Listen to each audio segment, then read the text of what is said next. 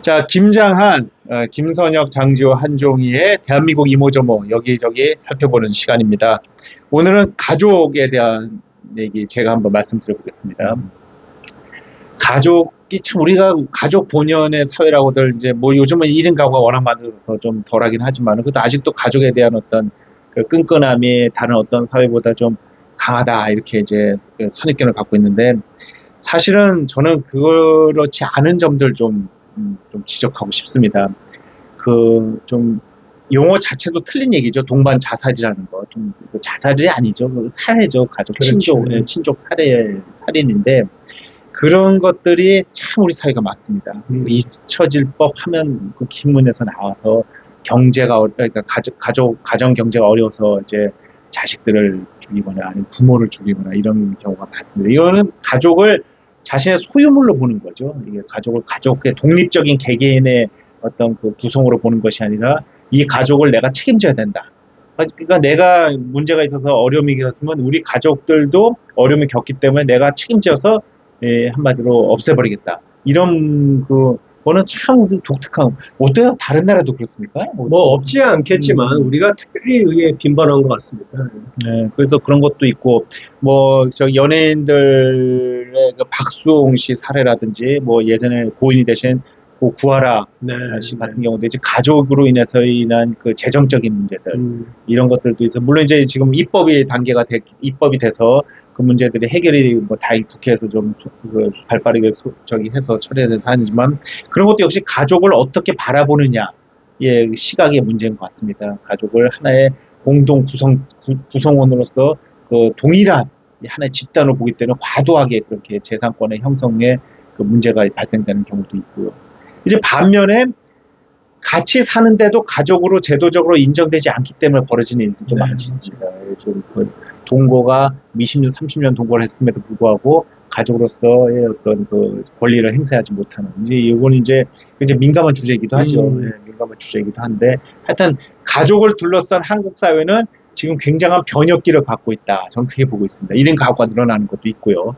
그런 걸 한번 저는 지적해보고 싶었습니다. 과연 가족을 그러니까 이제 우리가 그 시점에 도달한 것 같아요. 가족을 도대체 어떻게 볼 것인가? 가족이 뭐냐? 가족의 본질이 뭐냐? 그 다음에 그 범위라 그럴까요? 그 관계의 그 본질이 뭐냐는 그런 문제를 귀착이 되는데 가족이 참 힘든 관계인 것 같아요. 그러니까 사실 가깝고 사실은 친근하고 그런 관계여야 하는데 또 우리가 가장 공포의 대상이기도 하잖아요. 뭐 명절 때 만나는 것이 공포이고 엄청난 또 이제 예를 들어 노부모를 뭐 부양까지는 아니더라도 뭐 간병을 한다든지 그런 여러 가지 부담을 생각한다면은 엄청난 부담의 대상이기도 하고 공포의 대상이고 부담의 대상이고 그러나 동시에 이제 우리가 사랑에 맞지 않는 그런 이제 존재들인데 정말 그 관련된 문제들이 무궁무진하게 우리나라가 가족을 바라보는 시각이 또 다른 나라랑 매우 다르기 때문에 여러 가지 그 사회 문제들을 압축적으로 보여주고 있는 게 바로 가족이 아닌가 그런 생각이 드네요.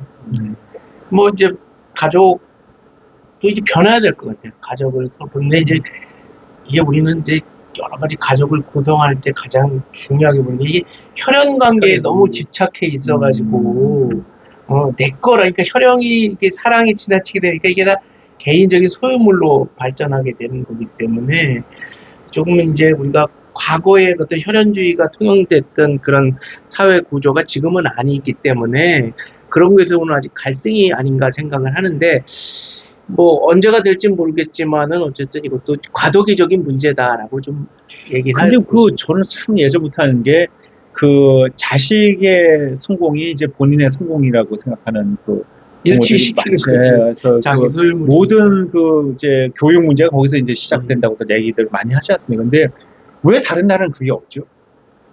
지금 거꾸로 이제만 다른 나라도 혈연이잖아요. 다른 나라는 혈연인데 기본적으로 일본만 해도 일본은 잘 모르고 미국만 경우에도 예컨대 고등학교 졸업하면은 그렇죠. 나가는 거잖아요. 그렇죠. 나가는 독립을 하는 거기 때문에 독립한 다음에 이제 삶에 대해서는 완전히 이제 본인들이 책임을 지는 그래서 뭐 소유물을 그렇게 얘기하지 않는 그 분위기가 너무나도 팽배한 것 같아요. 근데 일본은 조금 모르겠어요. 일본도 그렇죠. 아까 좀 바뀔 거예요. 왜냐하면 지금 김 교수님 말씀하신 대로 우리 미국 같은 경우에는 뭐 예를 들어 고등학생 되면 당연히 나가는 게 이제 자연스럽다고 그랬으니까 우리나라도 보니까 지금 대학교 막 들어오는 애들 보니까 다 혼자 살더라고. 근데 또 다시 들어오는 경우도 많고, 다시 들어오는 경우도 있지만 30대에도 예. 경제적으로 안 되니까. 경제적인 문제가 또 있는 것 같아요. 그렇기 때문에 이제 변할 겁니다. 변하는데 잘 변해야지.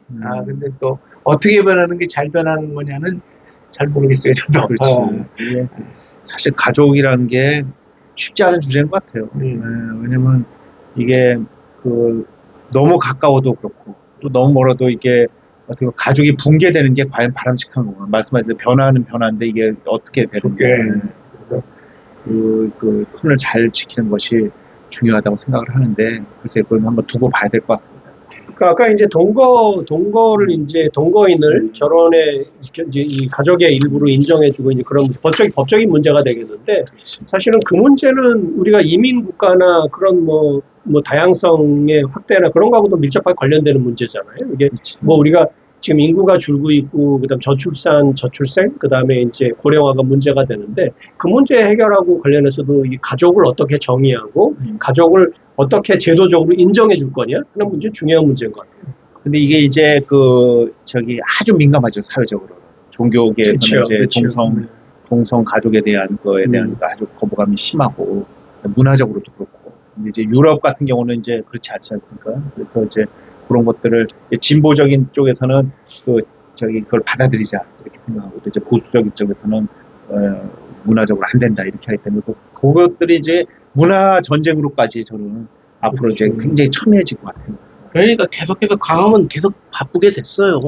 앞으로 강화문 이거 좀 그렇지. 근데 동성 결혼을 어떻게 합법으로 볼 거냐는 거는 우리나라 굉장히 낮더라고요. 굉장히 낮죠. 그거에 대한 수용성이나 그런 거는 아주 정말 이 OECD 국가들을 뭐 대부분 유럽 국가니까 그러기도 하겠지만 굉장히 낮고 그거에 대해서는 아직까지는 우리 사회가 많이 보수적인 측면이 있는 것 같습니다. 그 호주제도 그러지 않았어요? 호주제. 그렇죠. 호주제도 예전에 하면 완전히 가문이 문 닫아야 된다. 굉장히 거부감이 맞아요. 그 가족과 관련해서 호주제 유생들이 시위도 하고 그럼요. 엄청 또 하나 또 문제되는 게 이제 또 가족하면 이제 돈 문제가 되는데 이 상속할 때 그 또 유류분을 어느 정도 인정할 것이냐 말도 그게 사실 가족 간의 중요한 경제적인 그 이슈하고 그 이슈가 이제 부활합법에 이제 위반돼서 이제 좀 부분적으로 끊을래야 끊을 수 없는 관계인 무슨 천륜이라는 말도 쓰잖아요. 근데 참 쉽지 않은 관계입니다. 그러니까 어쨌든 시대가 변함에 따라서 한국의 가족도 앞으로 이제 모르겠어요. 저는 급속도로 변화될 가능성도 있다 이렇게 좀 보고 있습니다. 네, 오늘 이 가족에 대한 말씀 좀 약간 무겁게 좀 가족이라는 주제가 모르겠어요. 이게 가볍게 주제하기가 좀 어렵네요. 네. 하여튼 오늘도 함께 해주셔서 감사합니다. 감사합니다. 네, 감사합니다.